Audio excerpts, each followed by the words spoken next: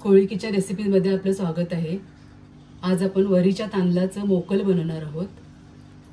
हे वरीचे तांदूळ घेतलेले आहेत मी अर्धी वाटी, गूळ घेतलेला आहे अर्धी वाटी, ओला नारळ मिक्सरला फिरवून घेतलेला अर्धी वाटी, बदामाचे तुकडे काजूचे तुकडे घेतलेले आहेत।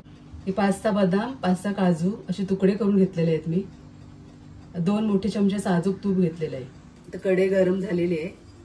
आपण वरीचे तांदूळ फक्त जरा भाजून घेऊया। 1 मिनिटासाठी फक्त गरम करून घ्यायचे फक्त। आता एका साइडला पाणी गरम करायला ठेवलेलं आहे मी। अर्धी वाटी वरीचे तांदूळ असते ते 2 वाट्या पाणी ठेवायचे। कारण वरीचे तांदूळ चांगले फुलतात ना, म्हणून पाणी जास्त वापरायचे।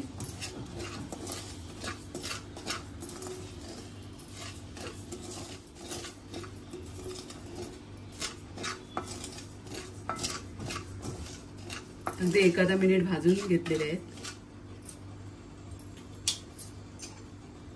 आता साजूक तूप घालूया।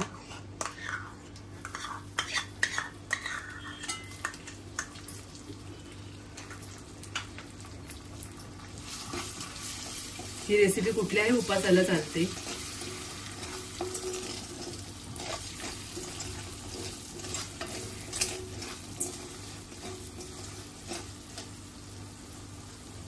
आपण तुपावरतीच ड्रायफ्रूट भाजून घेऊया। हे सुद्धा 1 मिनिट परतून घ्यायचं आहे। अगदी साधी सोपी रेसिपी आहे। आता पाणी घालायचंय गरम।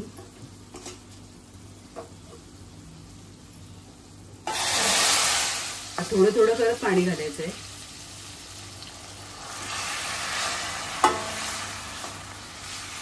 वरीचे तांदूळ चांगले फुलतात।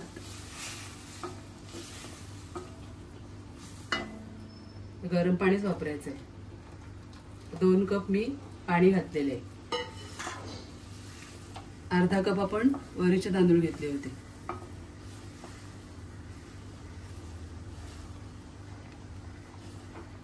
आता हे शिजवून घ्यायचे पहिले।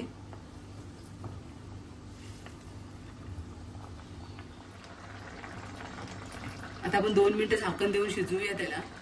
पाणी थोडं आपलं आटलेलं आहे। गॅस मीडियम ठेवून 2 मिनिटं झाकण द्यायचे। 2 ते 3 मिनिटं झालेले आहेत। खोलूया आपण। आता पाणी सगळं आटलेलं आहे, सुटसुटीत झालेलं आहे। आता ओलं खोबरं घालते, मिक्स करते चांगलं।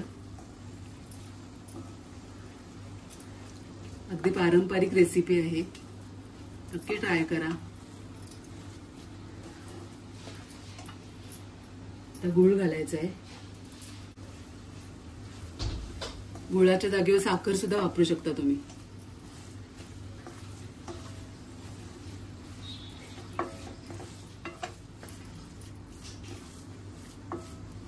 आता मिक्स करून परत आपण झाकण ठेवायचं आहे 1 मिनिटासाठी।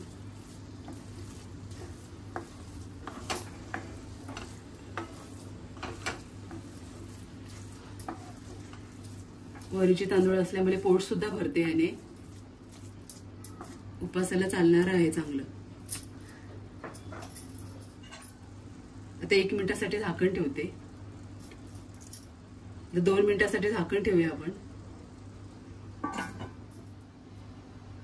2 मिनिटं झालेले आहेत।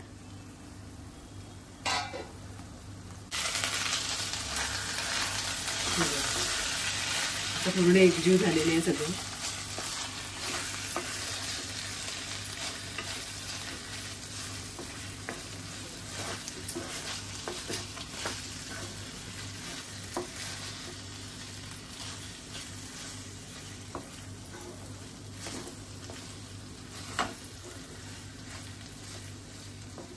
आपलं मोकल तयार आहे।